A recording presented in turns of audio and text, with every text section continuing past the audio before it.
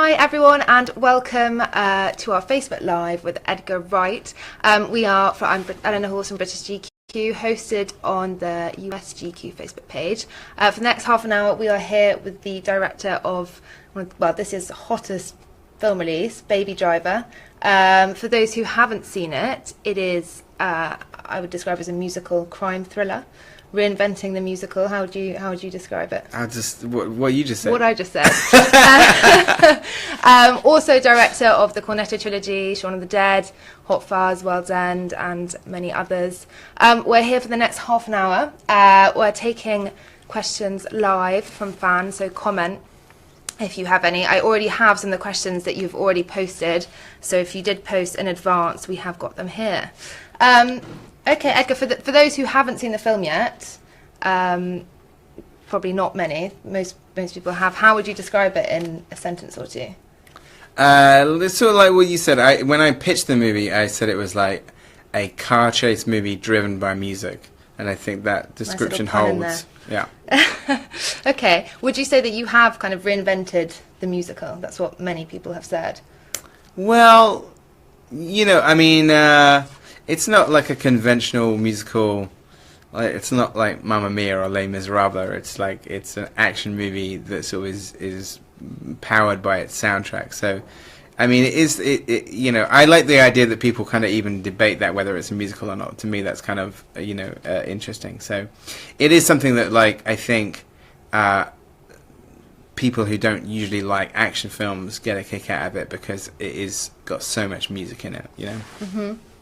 Well, you've had so many compliments on it, I'm sure, by many acclaimed directors such as Christopher Nolan. What's been some of the best praise you've heard that's meant so much to you because maybe someone's picked up on a particular detail, or what's been the most rewarding comments you've heard? Usually it's like people whose work I really admire or even has directly inspired the film,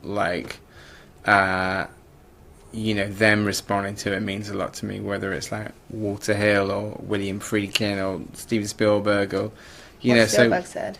He's seen it 4 times. He's seen it 4 times? Where has he seen it? Has he paid to see it? That I don't know. But I know that he'd seen it 4 times and it was his favourite movie of the year. I do believe it. I don't know why he'd lie about that. No. 4 is a lot. 4 is a lot, it's good. Yeah. Okay. Is there anyone that you've met that doesn't like it? But if I've met them, they wouldn't normally tell me. They wouldn't dare. Yeah. You were worried, I read, that Tarantino might use the song that inspired this when you were 21 years old, when you had bell bottoms for the first time. I think I was worried that any director might use some of the songs that I wanted to use. Did anyone use? They didn't use that one, but did they use any others? No, there wasn't anything I think the thing is when you've got a song that you want to use, you just don't mention it to anybody in case it turns up in something else. What did Tarantino say? Has he seen the film? He has. He saw it unfinished, and he saw it finished, and he was very supportive of me doing it right from the start when I first told him about it. So I think he was just thrilled that I'd actually made it, and he came to kind of a screening with his fiance, and it was great, and it was I was so happy that he was there, and he really was vocally appreciative in the best way. He's got a very loud laugh. So I knew he was in the house. So you were hearing him laughing the whole way through. And of course he recommended you a film to watch before you started to make. He screened a film for me, actually. He wanted to screen a film for me that he thought I hadn't seen, and he was correct. It was called Night of the Juggler. Which has some great car. It does have a great car chase in New York. It's a New York thriller from about 1980. And it does have a fantastic car chase. So he said, I want to show you a car chase film you probably haven't seen. And he was right. I had not seen it. How many car chases have you seen?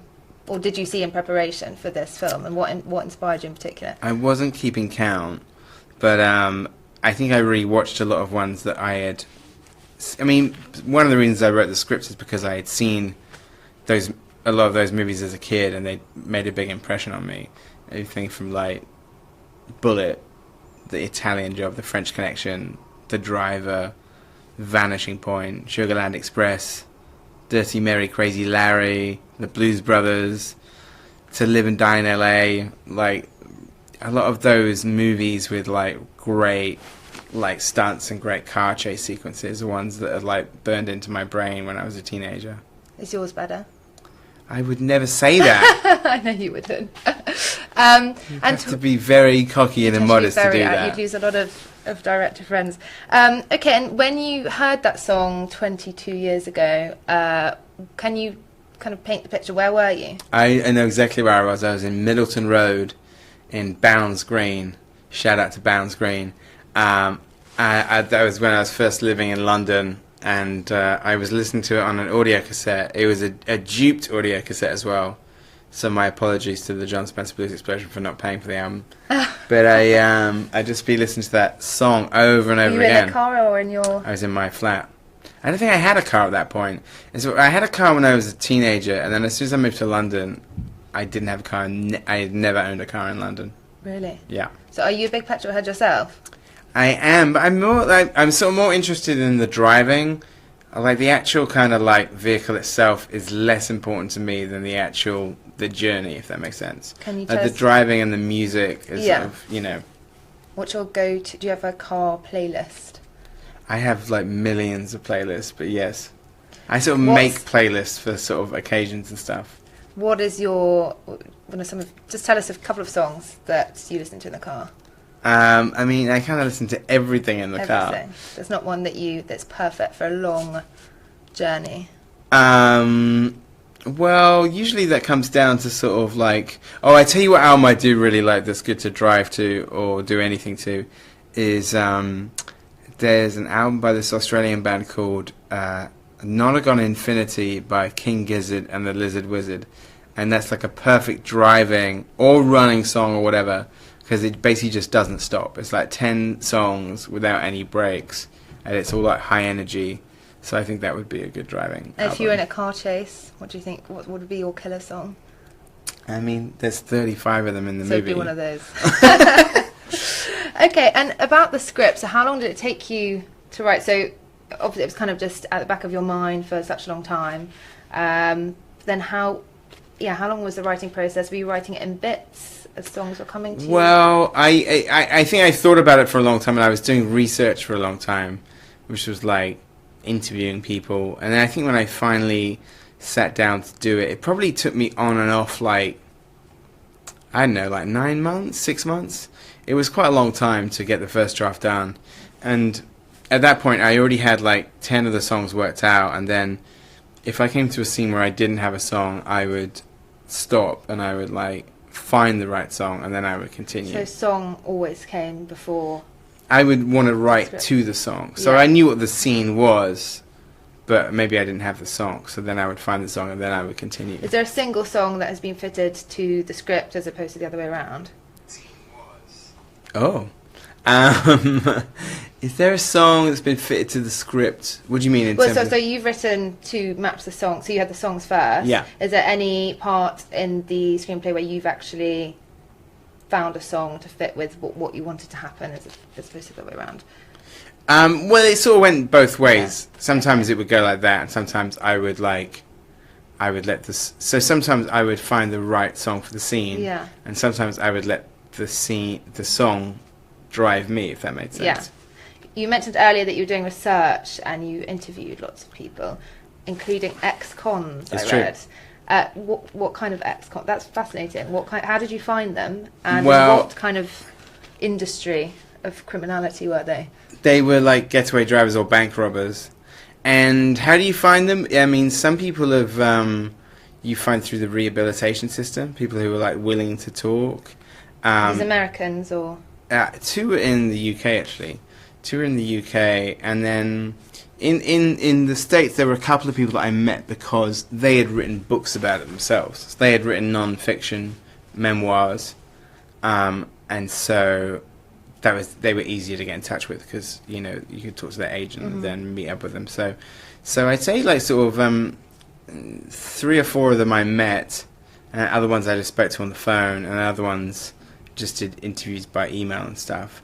But it was there's lots of details that are in the movie that came from those interviews. The real shame I found when I was reading one of your interviews was that the best detail you couldn't put in because it was too cliche almost. But the ex-con who said he listened to Smooth Criminal after he drove away, and you couldn't put it in because it was too much. I think also probably an expensive song to use as well. Yeah, that's true. That's true. But it's just a lot of people might not believe that could actually have been. It was said. absolutely true. Sky with Star, though. Okay, and before we take some questions from fans, a few more from us. What was the hardest piece of action to match to the beat, to the tempo? Because everything is so choreographed. Well, like all of the gunshots are in time with the music, and that would be somewhat tricky because, automatic like weapon fire is louder than any playback. So in those cases, like with the tequila sequence and Hocus Pocus, where there's like gunshots in time in the music, the actors would basically learn the little part that they were doing, and it was such a weird way of doing it, but it really worked. Is that at a certain point you'd have to go up to John Hamm and say, okay, your bit is this, da da da da da da da da da da da da da. And then he'd go, okay, I got it. And then you'd do a rehearsal, and he'd be going, bang, bang, bang, bang, bang, bang, bang, bang, bang, bang. And then he'd finally do it, and you just had to sort of like learn it like that. It's just like you're learning the beat of what you're doing. So all of those bits where they're firing guns are shot to be in time with the music, and the actors and the stuntmen had to like learn their little pieces. Who had the best ear for rhythm? I mean, they were all good. I mean, like I'd say like nearly everybody in the main cast, with the exception of John Hamm, has like a musical background. Jamie Foxx, Kevin Spacey, Ansel Elgort. Did he feel left out at all? No, but he was really good at it. He just was really sort of like on it. But John has no sort of like formal music training, but he was actually really good at it.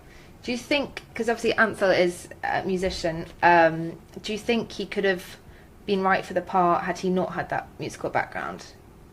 I mean, in terms of like his like sort of dramatic chops, and even just like sort of his kind of like sort of visual presence and stuff, yeah, for sure. But like I think the fact that I gave him the part was because we bonded over music and because he had a passion for music. When was the first time you met?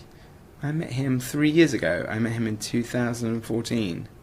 That was the first time we met. Where was that? It was at the Chateau Marmont. And I remember because he was 20 years old, and he was driving this Jag, which like Jaguar had given to him for the week. And I came out, I was like, is this your car? And he goes, and they just gave it to me for the week. It was this enormous Jag. Did you know who he was? Yeah, I'd seen him in The Fault in Our Stars.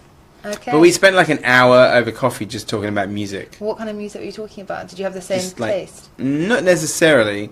I mean, there's a lot of stuff that like he's much younger than me.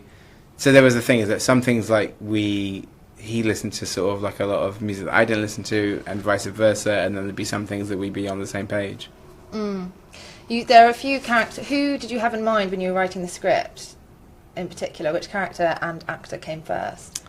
Well, in some cases there was no actor in mind, like in the case of Baby, because I've been writing it like over a long period of time, and the character's supposed to be 20 years old, basically any time you sort of start thinking about the movie, you sort of have to refresh who that person is. So the only person who I wrote with in mind is I wrote with John Hamm in mind, because I knew John, and I got on well with him, and when I started to envisage the character of Buddy, I had John in mind. Yeah. Was there ever a moment of filming where you thought the project was just too ambitious, that it wasn't working, that you almost came close to giving up? Because obviously it's difficult. I think every film I have a moment like that, which is like sort of as my producer reminds me afterwards, is like the Edgar on a ledge moment where I've decided that like nothing is good enough and everything is shit and this is a disaster. But I think that's just like scene where this happened. No, I think sort of it's usually just coupled with like how much sleep I've had or what point in the movie. What did that average out? I don't know. There was a moment during the middle of the shoot where I was shooting like night shoots with the second unit and daytime shoots with the main unit and operating on like 4 hours sleep, and that's a sure way to get kind of like irritable and paranoid. Yeah. With little sleep. I can imagine. Okay, and what was the most difficult scene to film? any of the car sequences are very difficult. I mean, it's just, you know, when you're shooting a car chase, it's like being at sea because you're moving the entire time. There's like sort of like once you leave the base, like you're on the road. And so anytime you reset, you have to go all the way back around again. So it's kind of like, it's like an exciting thing, but it's also like a nerve-wracking thing because like you're constantly in motion. Like we didn't do it like on a green screen back in the studio. We're really on the roads as well. So you're kind of herring around these roads at 70 miles an hour shooting a film. It's kind of exciting and also nerve-wracking at the same time. Would you ever kind of go around in the cars to let your hair down between takes? Well, sometimes I would be. Sometimes I would. No, I never drove any of the cars. The cars are so sort of like you know, there's no riding those cars for fun because like you're always aware that like sort of they're so sort of finely tuned that if one of them like suddenly crapped out and it happened to be whilst you were driving it and it was your fault. So no, not really. Did you have the final say over which cars you were using? Yeah, we spent a lot of time working that out. I mean, initially written into the script was just a list of all the most stolen cars in the United States. So that formed the basis of which cars were in the movie. And then we sort of started to sort of tune it to what cars were in Atlanta. And then actually, because the Atlanta police cars, their police cruisers are Dodge Chargers, which are pretty cool looking. So the police cars you see in the movie, Atlanta, Georgia has unnaturally cool looking police cars. So when I saw that, I was thinking, oh, we should definitely use those Chargers. They look great. And what car do you drive yourself? Can you tell us? Well, you know, I used to drive a Prius, like a Toyota, which is not very sexy. So more recently, like through the movie and stuff, I started driving a Mercedes. But I was quite happy with the Prius, but that's not like the kind of answer that like Vin Diesel would give. What's your dream car? Oh, I like sort of like old cars, like sort of, kind of like 60s Jags and things like that. The trouble is any of my friends who've got like vintage cars, like frequently, anytime I've got like a friend who's got a vintage car, I have been stuck at the roadside with them when it's broken down. Yeah. So it sort of put me off the idea of owning one of those things, because too often, you know, you're in one of those things saying, this Mustang's amazing. We're pulling over. Yeah, you've got to love it. Okay, and last few questions before we swap to fans. Obviously, great cast that you've got. What are some of your fondest memories on set with Kevin Spacey, John Hamm? I mean, we've got all the stars here. Jamie Foxx DJing between shots. Was he? There was one day, I think it was just before we went on Easter break for like 4 days, where Jamie just decided to MC. And so we was in between, when we were setting up shots, Jamie just had his iPhone plugged into this like portable Marshall amp and would just like be blasting tunes. And at first it was annoying me a little bit because he was just trying to work and there's like Prince blasting out. But then it was actually, I could see how happy the crew were, and then I thought, you know what, this is fun. Yeah. So it was amazing. And he just did it like sort of like, because some stars go back to their trailer or like, you know, kind of disappear in between takes. But Jamie was just on set, in between every shot, basically emceeing like he was a wedding like DJ. It was amazing. Did he have good taste? Was it a good set? He's just like party all the time, you know? It's like amazing. It's fun to be around him. He's an entertainer. He'll entertain 1,000 people. He'll entertain 3 people in the room. Was he therefore the one trying to get people to go out after filming? Not so much that, but like I have a very fun memory of the premiere party in LA. We had an after party, and I hadn't seen Jamie all night since The Carpet, and I was thinking, it was like 1 o'clock, I was thinking, I never said goodbye to Jamie. I'm sure he's gone already. And then I walked onto the dance floor, and lo and behold, Jamie was in the DJ booth with the DJ emceeing again. And like basically like on the fader, on the microphone, emceeing all the way through the tracks. So he's an entertainer. So if Jamie's entertainer, how would you describe Kevin Spacey on set? Kevin, Kevin can be pressed into doing impersonations at the drop of a hat. Oh, so really? like sort of like at the end of a take, if you say now do Al, like, or now do Jack Lemmon. So it's quite easy to get him in a good mood. He's a performing monkey. I mean, he loves doing those impressions. So, you know, it was... And in fact, both like Jamie and Kevin both did impersonations. In fact, Jamie would sometimes impersonate Kevin which Was was he good funny. at that? Yeah, he would do Kevin in Seven, so he would start doing John Doe in front of Kevin, which was always very amusing to me. Who was the prankster? There's always one. Well, I think those two. Just those two. Okay, now we've got to go. Oh, before we just last one sequel. Can you confirm? Is that? I know you've been thinking the studio was keen. No official confirmation, Okay. but it's definitely been talked about. Something you want to do. Maybe. Okay, and have you already started to think about songs for the sequel that you might do? Maybe, but I'm not. Even if I had, I would not divulge any of them Okay. at this point. All right, now some questions from fans. Sarah, this is all from Twitter, asked, was Baby Driver always going to be the original name? Yeah, I never had a different title for it. I think I had the idea for the movie, and then I heard that song again, and I think, oh, that's a good name for the movie, because he's a young driver. So the fact that it was like about a young driver, and that was a song. In fact, it's two songs. As well as Simon and Garfunkel, there's also a Kiss song, a completely different one, also called Baby Driver. So there was never another title, no. So, and how early on did the title come in? Very early on, like way before I started writing. Turbo Button says, I mean, these aren't their real names, these are their Twitter handles. Your films are so well planned, from deliberate scene transitions to timing. So how do you ever manage to leave lines or scenes on the cutting room floor without messing the pace up? Well, I think sort of the actual body of the scene, they don't really change that much. Sometimes you kind of like, because on this I wanted everything to fit the song, I sort of tried to work out that timing ahead of time. And then sometimes if you take stuff out, like actually there's some deleted scenes kind of like that you can see on the sort of special features. And usually those things are taken out for pacing. It's like, this is a good scene, but this is slowing things down. Let's get rid of it, Okay. And Ben says, what process do you go through to take your various fragmented ideas and funnel them into a cohesive script? Well, I guess it's all on a particular theme. I mean, with this... You don't do like crazy wall kind of sticking post-its and... Well, you do that with an outline. I mean, I did that with like the kind of like the 40 postcards thing, where it's like an index cards rather. So it's like 10 index cards for Act 1, 20 index cards for Act 2, 10 index cards for Act 3. And that's like a good way of like sort of mapping out a movie. Good structure.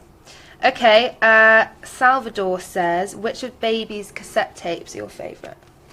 Oh, with the names on the cassette tapes? I think sort of, well, one of them that gets, I mean, if you look at that box, I had to write all of those spines. Did you? Yes. Why did you decide to write them? Because I said to the props guy, I said, why don't you figure out how many tapes it would take to fill one of those cases. Write out that many names, and then I'll change them. So then he wrote out that number, which was like, I don't know how many fit in there, like 100 or like 70 or something like that. And then I tweaked a bunch of them and stuff. So there was like sort of like just like silly ones, like sort of Enfant Terrible, Too Young to Die, Mozart in a Go-Kart. I can't remember them off the top of my head, but I wrote them all. How long did that take you? Oh, sorry, probably half an hour. Geek Burrito says, what past movie would you like to have done the soundtrack to? That's a tricky one, because if it's a movie that I love, usually the soundtrack is already great. So, I mean, it should be a movie that doesn't have a soundtrack. I don't know, pass. Okay, pass. Oh, if it's one that I love the soundtrack, I mean, what about American Wealth in London, the classic soundtrack? What about a film that you wish you'd made? I always don't know how to answer that question, because usually if it's a great film, then I have no desire to have made it. Better. Yeah, true, fair enough. And I think there are also some questions coming in live that Becky's going to read out. James Lynch, any chance of releasing a replica of Baby's jacket? There's a few questions about Baby's jacket. That is not a question for me, but it's a good one, because it is, I can tell you this, it is like a Frankenstein jacket from like two different Topshop jackets. I think one of them's a Topshop, but it's basically not a jacket that's on sale. Our costume designer bought something from Top Man and then stitched something else onto it, and then that's what the jacket is. So it's not like that jacket is actually available anywhere. So you'd have to ask Courtney Huffman, the costume designer, exactly how that works. Okay, and Chris Daniel asks, are you planning on working with Simon Pegg and Nick Frost anytime soon? I mean, we've been talking about writing something together. I think the trickiest thing, at least for me and Simon, is actually finding the time to write, because he, in the time that I've done Baby Driver, he's done like 3 films. So Did you consider him for Baby Driver? no, no, it was an American film. I think the thing is also like just for for the lead part. No, for a little. Well, he had a cameo in Star Wars recently. I always have a feeling with Simon and Nick though is that if I do a movie with them, they're in the leads. I don't want them to be. I don't want them to be relegated to a cameo. Fair enough. And also, they do plenty of films without me, so I'm allowed to do a film without them. You don't sound bitter at all. I'm not bitter. Edgar Bean says, "What are your who are your favourite American directors?" Oh my god, what a question! So many. I mean, Walter Hill, John Landis, John Carpenter, Quentin Tarantino, the Coen Brothers, to name just a few. Night Raven has asked a deep personal question. What would you say your biggest weaknesses and strengths as a writer, director? Maybe just list one for each. That's a difficult one to answer. I mean, sometimes with weaknesses, you don't want to get into them because then you have the chance to kind of like fix them yourself. Yeah, you don't want people to start noticing. Well, no, even if you do, it's like you sort of want to kind of, when people say like, what would you change about the movie? I'd say, I'm not going to tell you because I want to figure out how to better it myself another time. Okay, strengths then. I don't know. That's for other people to say. I don't know how to answer that. Andrew Kalubi says, "Hi, I'm from Kenya. I'm an aspiring filmmaker. What advice do you have for low-budget filmmaking?" Well, I think the main thing is, having made a very low-budget film when I started out, I had no connections in the film industry. I had no money, and my family didn't have money. But you know, I willed a film into existence. So it is possible. I think the main thing is that you have to make your own opportunities, and you can't wait. If you're waiting for a handout from somebody, it is not going to happen. So I think you have to kind of like understand that like you can will a film into existence if you have the sort of the drive. Keep bringing in the driving puns. This interview, you can't help yourself. Was there a moment when you were starting out where you thought, I'm not going to be able to make it, this is too difficult?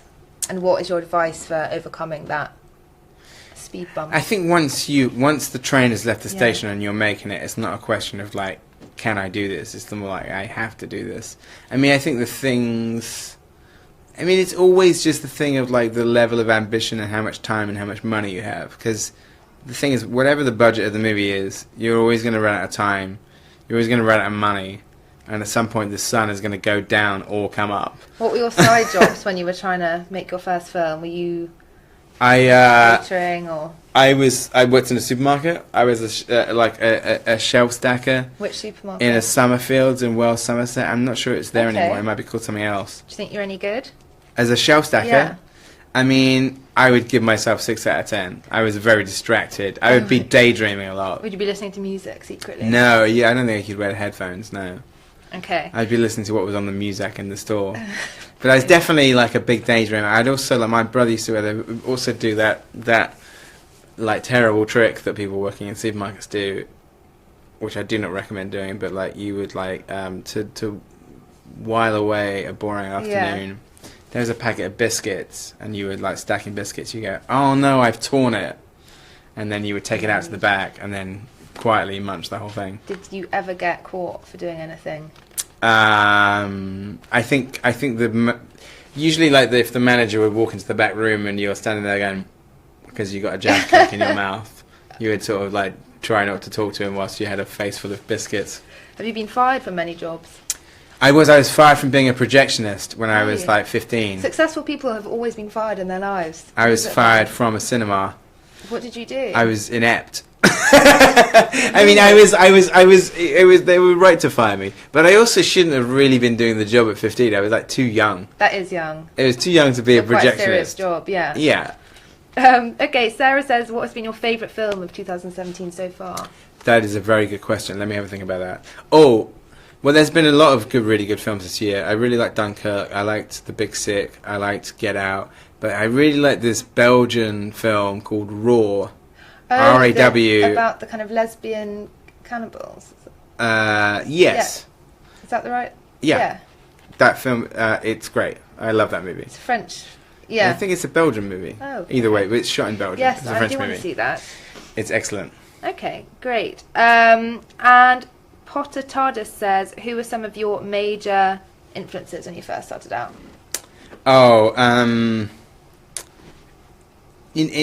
like obviously like Spielberg and Lucas, and then later people like Joe Dante, John Carpenter, John Landis, then Sam Raimi and the Coen Brothers, Quentin Tarantino, Alfred Hitchcock, Sergio Leone, like sort of Dario Argento, all sorts of people. And last question, obviously we are GQ, we do have to ask you a grooming question because we actually have got a few about your beautiful hair, I quote. How do you get it? What is your secret for having long and beautiful hair, says a reader. I don't know. I don't think I have like sort of, I think I like just, the honest truth is most of the time, 90% of the time, I just like don't use conditioner and I just let it dry naturally. I mean, that's not much of a routine. Don't use conditioner? No, I don't. No grooming products at all in the morning? Not really, no. Sometimes, but not usually. We were very lucky, very natural. Okay, well, that was our last question. And it was a scintillating last question. Baby Driver is out on iTunes tomorrow, and you can pre-order it today. Edgar, thank you so much. Thank you for having me. Glad to share my grooming secrets with you all.